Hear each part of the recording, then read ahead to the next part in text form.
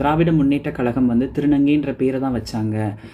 அவங்களோட வாழ்வாதாரத்துக்கும் அவங்க வாழ்வியல் மாற்றத்துக்கும் என்ன செஞ்சுட்டாங்க அப்படின்னு சொல்லி பேசியிருந்த காணொளி வந்து பரவலா போயிட்டு இருக்கு. டிஎம்கே தான் வந்து திருநங்கைகளுக்கு பேர் வச்சாங்க, அதனால நிறைய திருநங்கைகளுடைய வாழ்வாதாரம் வந்து மேம்பட்டு இருக்குன்னு நீங்க சொல்றீங்க. அது கொஞ்சம் விளக்கமா சொன்னா நல்லா இருக்கும் சகோதரி. எத்தனை திருநங்கைகளுடைய வாழ்வாதாரம் இந்த திருநங்கைன்ற பேர் வச்சதுனால மேம்பட்டு இருக்குன்னு கொஞ்சம் சொன்னீங்கன்னா எனக்கு கொஞ்சம் அதுவும் நான் சந்தோஷமா ஏத்துப்பேன்.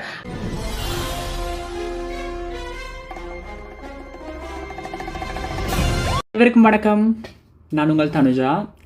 ஒரு திருநங்கை சகோதரி வந்து 2 திருநங்கை சகோதரிகள் இந்த வசனத்தை சொல்லிட்டாங்க. இப்போ சமீபத்தில் ப்ரொஃபஸராக இருக்கக்கூடிய ஒரு திருநங்கை சகோதரி என்ன சொல்லியிருக்காங்கன்னா, திராவிட முன்னேற்ற கழகம் வந்து திருநங்கைன்ற பேரை தான் வச்சாங்க. அவங்களோட வாழ்வாதாரத்துக்கும் அவங்க வாழ்வியல் மாற்றத்துக்கும் என்ன செஞ்சுட்டாங்க அப்படின்னு சொல்லி பேசியிருந்த காணொளி வந்து பரவலாக போயிட்டுருக்கு. நிறைய பேர் என்ன டேக் பண்ணி பேசுங்கக்கான்றீங்க.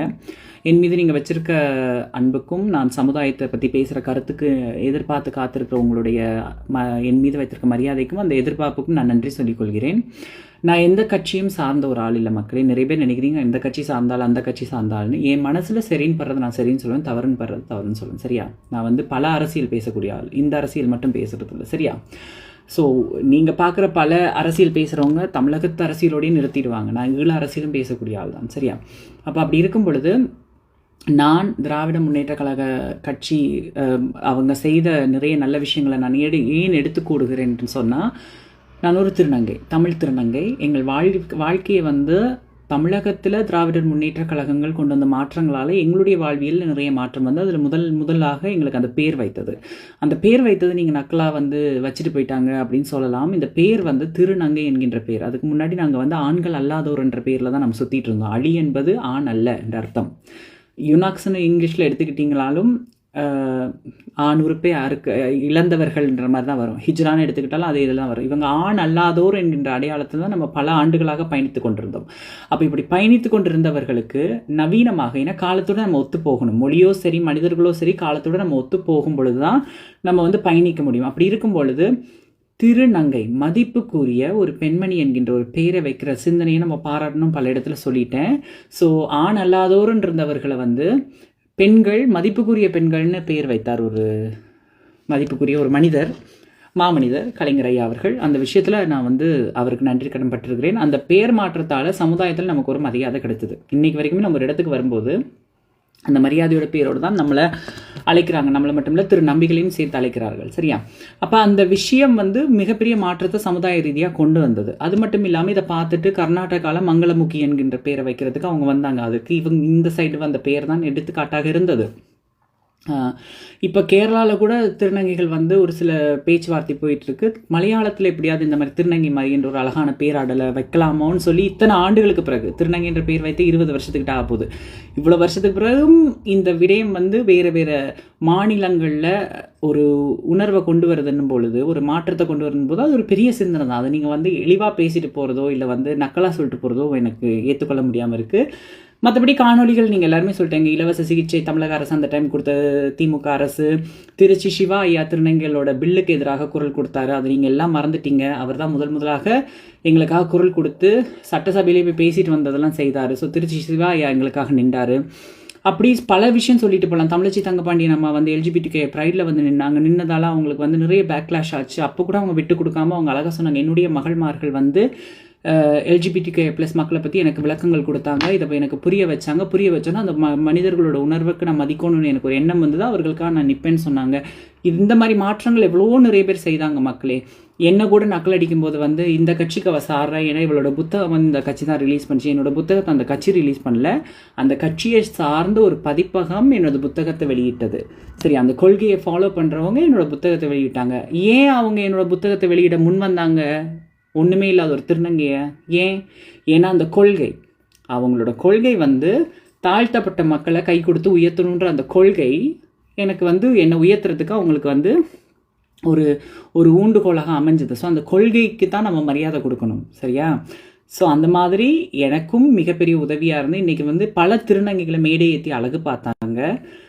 சிதையை மீறின்னு ஒரு பாட்டு இருக்குது.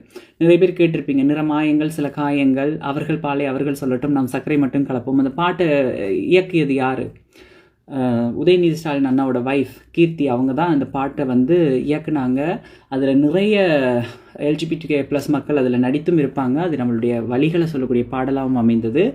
ஸோ கட்சியை சேர்ந்தவர்கள் மட்டுமில்லை, கட்சி மட்டும் இல்லை, அதை சார்ந்த அனைவருமே நம்மளை கை கொடுத்து இத்தனை ஆண்டுகளாக கூட்டிகிட்டு வந்தாங்க. நான் 2017 பான்ட்வினில் அவார்டு வாங்க போயிருக்கும்போது, பான்ட்வின் ஆர்கனைசேஷன் எனக்கு அவார்டு கொடுத்தாங்க 2017 சிறந்த திருநங்கை ஆய்வாளர்னு.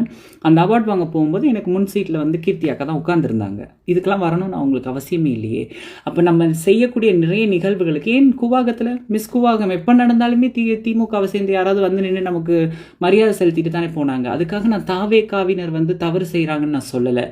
இதே மரியாதையை திமுக நமக்கு கொடுத்த அதே மரியாதையை தாவேகாவினர் கொடுக்கறத நான் பார்க்குறேன். பல திருநங்கைகள் போகிறீங்க வரீங்க, உங்களுக்கு நல்ல மரியாதை கிடைக்குது, சந்தோஷம், நான் அது தவறுனே சொல்லலை. சரியா? அந்த மரியாதையை போட்டு அந்த அடித்தளம் போட்டு கொடுத்தது திமுக நம்மளை இந்த அளவுக்கு ஒரு மேடையில் சரிசமமாக வச்சு நடத்தாமல் இருந்திருந்தா அதற்கு பிறகு யார் வந்திருந்தாலுமே அந்த மரியாதையை நமக்கு கொடுத்துருக்க மாட்டாங்க. அப்போ நம்மளை உயர்த்தி நம்ம உயர்வுக்கு நின்றவர்கள் அவர்கள். அதை எப்படி நீங்கள் இழிவாக பேசின்னு தெரியல. பேசிய சகோதரிகளும் சர்வசாதாரணமாக வந்த சகோதரிகள் இல்லை.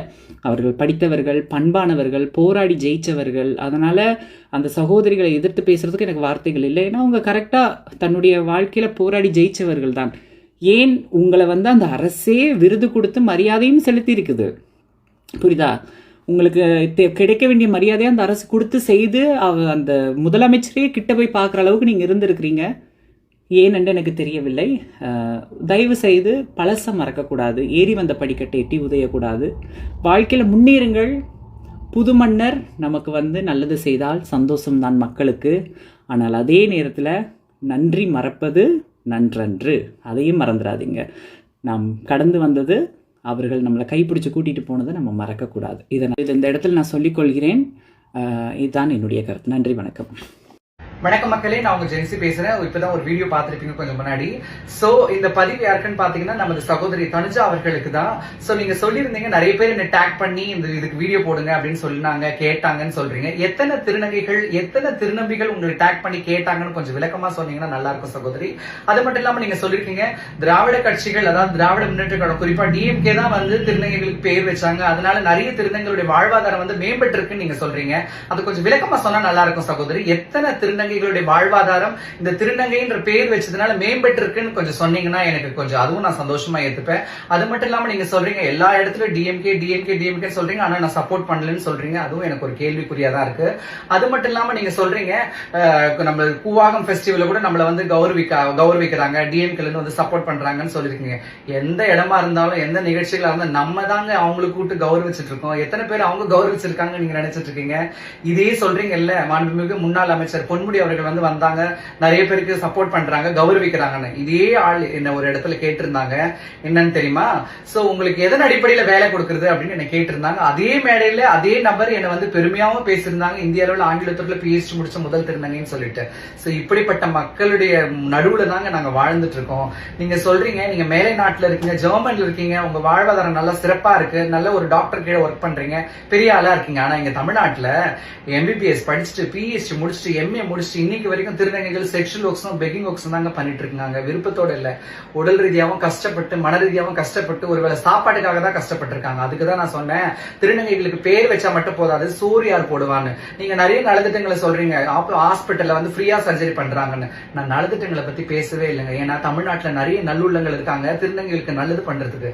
எங்களுக்கு உரிமைக்காக நான் பேசிட்டு இருக்கேன். எங்களுக்கு உரிமைக்காக என்ன செஞ்சாங்க திராவிட கட்சிகள் இத்தனை ஆண்டுகளா ஆண்டாங்க, என்ன செஞ்சாங்கன்னு நான் கேட்டுக்கேன். நீங்க நிறைய இடத்துல டிஎம்கே சொல்றீங்க. ஒரு விஷயம் சொல்லவா? ஒரு 10 திருநங்கைகள் வந்து போலீஸ் ரெக்ரூட்மெண்ட்ல எக்ஸாம் எழுதி அப்ளை பண்ணி எக்ஸாம் எழுதினாங்க. அந்த 10 பேர் கோர்ட் சொல்லிச்சு வேலை கொடுங்கன்னு சொல்லி. ஆனா இதே டிஎம்கே தான் அதை மேல்முறையீடு, அந்த கேஸ் அந்த தீர்ப்புக்கு எதிர்ப்பா மேல்முறையீட்டுக்கு போய் அவங்களுக்கு வேலை கொடுக்க மாட்டேன்னு வாதம் பண்ணிட்டு இருக்காங்க. அது உங்களுக்கு தெரியுமா? அதெல்லாம் நீங்க புரிஞ்சுக்கோங்க ஃபர்ஸ்ட். அதுதான் நான் உங்களுக்கு சொல்லணும்.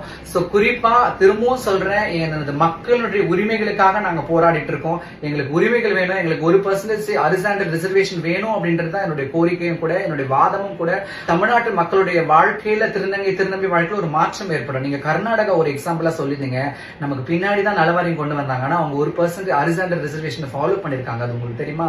தெலுங்கானாவும் ஃபாலோ பண்ணிருக்காங்க. ஆனா நமக்கு முன்னாடி நலவாரியத்தை கொண்டு வந்த நம்ம எத்தனை பேர் அப்பாயிண்ட் பண்ணிருக்கோம் அப்படின்றது திராவிட கட்சிகள் மத்தியில ஒரு கேள்விக்குறியா தான் இருக்கு. நீங்க அடுத்து ஒரு கிரிட்டிசைஸ் பண்ணிருந்தீங்க டிவிக்கே மாமன்னர் அப்படின்ட்டு. அந்த மாமன்னரை தான் நாங்க நம்பியிருக்கோம். நீங்க சொல்லணும்னாலும் அவர் எங்களுக்கு மாமன்னரா தான் இப்போதைக்கு தெரியுறாரு. கண்டிப்பா அவர் எங்களுக்கு நிறைய நல்லது பண்ணுவாரு, எங்க உரிமைகளுக்காக அவர் பேசுவாரு அப்படின்ற நம்பிக்கை எங்களுக்கு சகோதரி. Thank you so much.